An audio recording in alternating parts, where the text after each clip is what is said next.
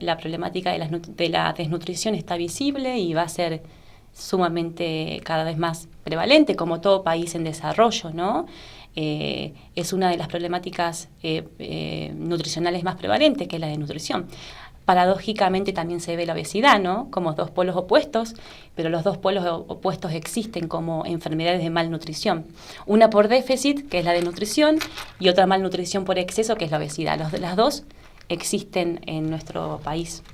Puntualmente hablando de la desnutrición, tenemos muchos aportes, muchos datos que tienen que ver con la gestación de ese niño y de cómo necesita de los nutrientes para formarse como un adulto sano. Claro, claro. La desnutrición en realidad es un cuadro clínico que ¿cómo se produce? Se produce por un insuficiente aporte de calorías y o proteínas, ¿no? Necesarias, estas calorías que las proveen los nutrientes, son necesarias para satisfacer las necesidades nutricionales y de esa manera las necesidades fisiológicas de todo el organismo. Si un niño tiene una deficiencia nutricional por un escaso o insuficiente aporte de estas calorías que provienen de los nutrientes, de los alimentos, ese niño va a comenzar a detener su crecimiento o va a empezar a alterar sus funciones fisiológicas, ¿no? que demanda su organismo. Entonces ya es un niño en riesgo nutricional. Y en este caso puntual, en el que hablamos de comunidades muy pobres, de comunidades muy alejadas de todo lo que tiene que ver con centros de salud, con atención para una buena vida, también tenemos que hablar o retrotraernos un poco a que seguramente la mamá también ha tenido un cuadro de desnutrición que ya viene afectando al niño desde que es concebido. Sí, totalmente de acuerdo, y también eso es muy visible, que se repite la problemática de nutrición se repite de generación en generación. Ese niño no ocurre en todos los casos, pero es muy prevalente que ese niño que presenta un riesgo nutricional o ya un cuadro de desnutrición provenga de un vientre también desnutrido, que ha presentado una desnutrición que medianamente la ha podido sobrellevar y que se ha convertido en una desnutrición crónica, ¿no?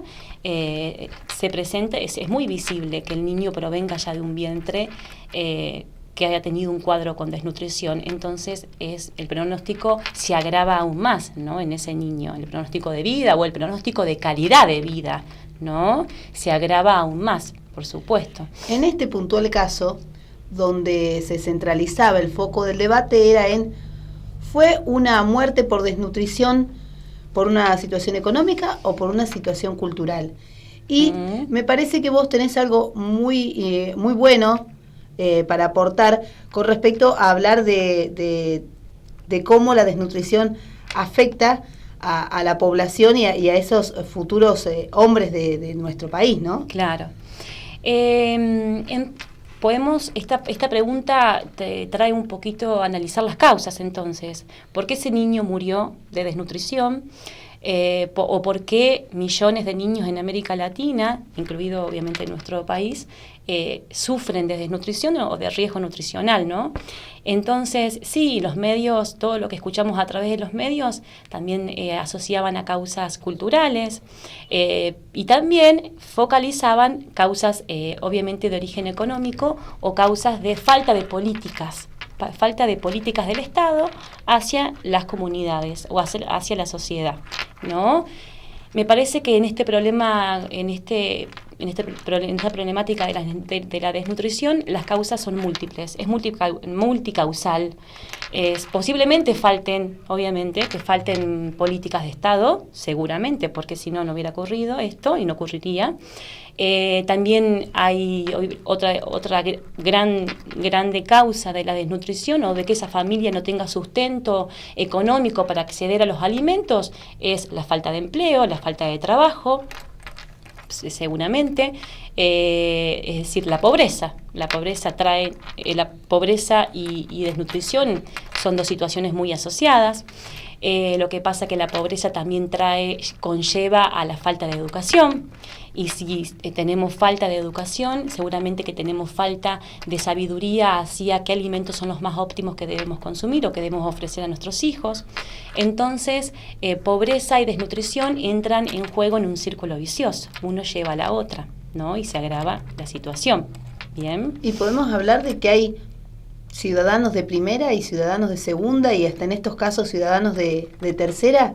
Sí. Como que a veces las distintas muertes por desnutrición impactan de diferente manera.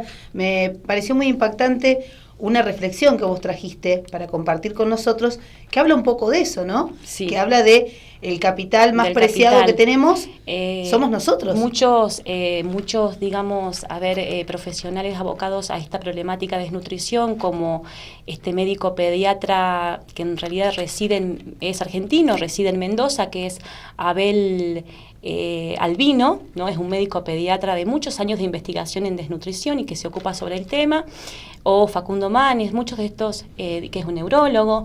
Durante esta semana han dado muchas notas en los medios de comunicación y reflexionaban sobre el